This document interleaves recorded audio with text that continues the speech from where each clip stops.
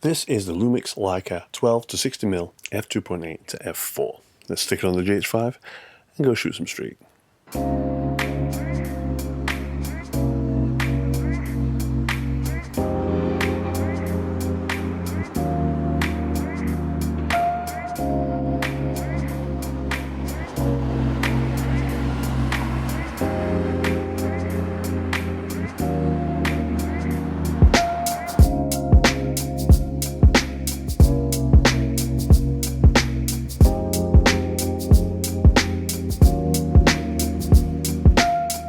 So generally speaking, I prefer primes. They're generally smaller, they're generally faster. I have a large collection of vintage primes, but there's no taking away from the versatility of a zoom.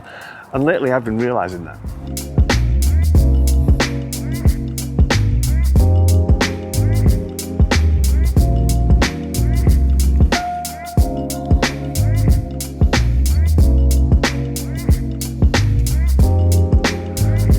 Now, despite me preferring primes, the primes I use generally are 45 and 60.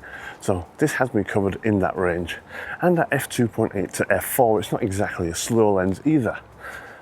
Going back to sharpness and how primes are generally sharper, I mean, realistically, how sharp do you need a photograph? I mean, let's face it, when you're doing street, oftentimes, things are moving, it's very dramatic, a little bit of softness there sometimes adds to the image. And then if you're like myself and enjoy the editing process, I'll often use things like the Autumn effect to soften it and make those highlights bloom even further. So when you're talking sharpness, I mean, you're really in pixel peeping territory when you're comparing a lens like this to any sort of prime.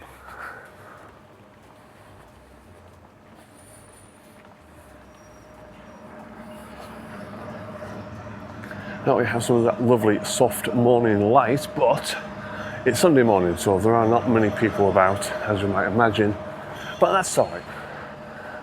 I'm going to look for some more scene type shots, maybe shoot a little bit wider and take advantage of this nice light.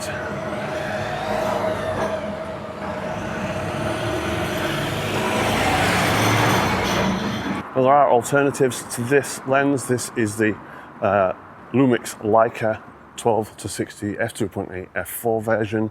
Lumix make a version which is a 3.5 to 5.6, if I'm not mistaken. Build quality is not quite as good, and I think the version 1 doesn't have the weather sealing, the version 2 does. But the main reason I went for this one over that one was because apparently, based on the things that I've read and videos I've seen, they're pretty much on par between 12 and 40 millimeters. But after 40 millimeters, the Lumix version tends to fall off and it loses a bit of that sort of usable sharpness as opposed to just like crispy pixel peeping sharpness. Which means if that was the case, if I was going to be happy with that, I would have just bought the 12 to 35 instead. I want that extra 20mm at the long end, or in Micro Four Thirds case, 40mm. Because that's often where I like to shoot.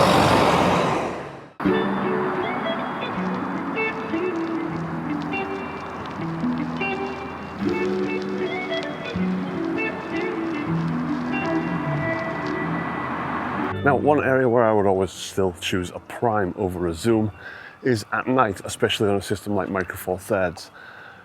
You're not going to get a zoom faster than f2.8. So generally speaking, a prime is going to give you like 1.8, or in the case of my SLR Magic lens, a 0.95, and it's just going to open up those extra couple of stops of light and make things much easier when it comes to using the ISO. Now this lens does have a relatively close focusing distance of 0.24 meters at the telephoto end and 0.2 meters at the wide end, which is pretty good. We're talking just like 8-9 inches throughout the range, which puts it in that sort of kind of pseudo macro territory. It's pretty good.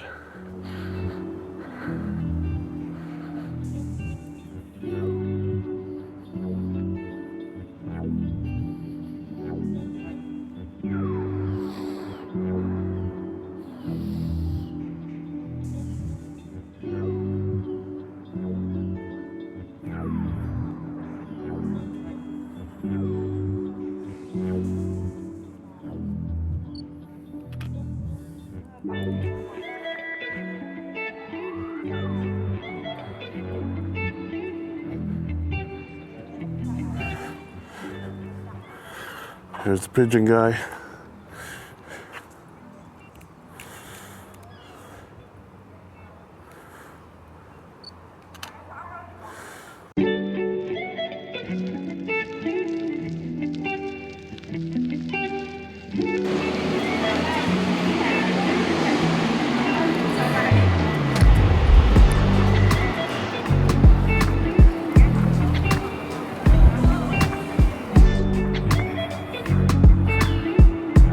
Kind of slim pickings for subjects this morning. I mean, I expected it, but still, it's not making things easy. Alright, get this runner in pink, these cool shadows. This could be a shot.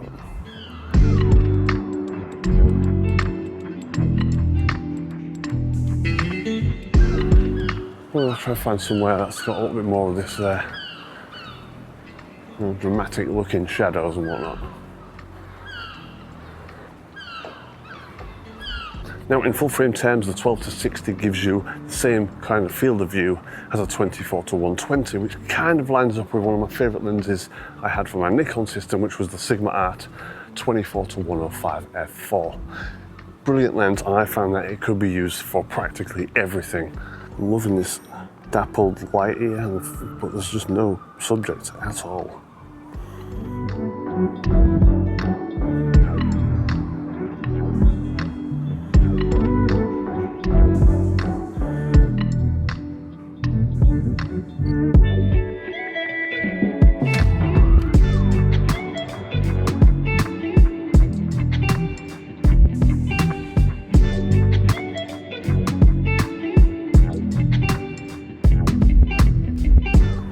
I've already found myself utilising this full zoom range so far. Part of the main reason I bought this was obviously for the video side of it as well. Gives you a great range for video and it's pretty fast.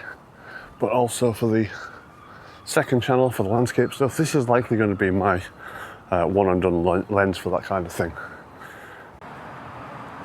Yeah, let's kind of naff at this side of town, so I'm running back around. Try and get to a spot where the light's much better.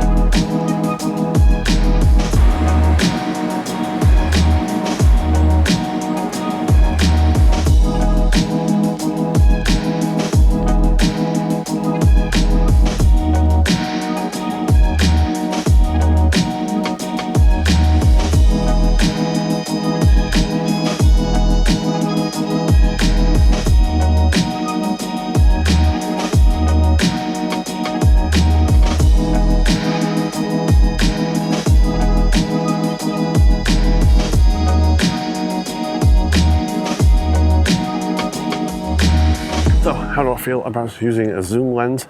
Well, in just this last hour alone, having this range, this 12-60 range, has prevented me having to change my lens 4 times, given the focal length that I've used, plus the video B-roll stuff.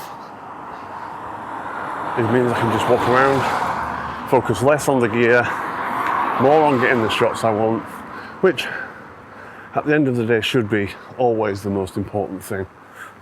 So yeah, I would highly recommend having a high quality zoom or any sort of decent range zoom in your kit, even if you do prefer to shoot primes. If you don't want to stretch your budget to the Lumix Leica version, the Lumix version is apparently quite comparable up to that 40mm, so just bear that in mind, that the longer end of the lens probably isn't going to be as sharp as you might like, but you are getting it for a lot less money than this one, probably half the money.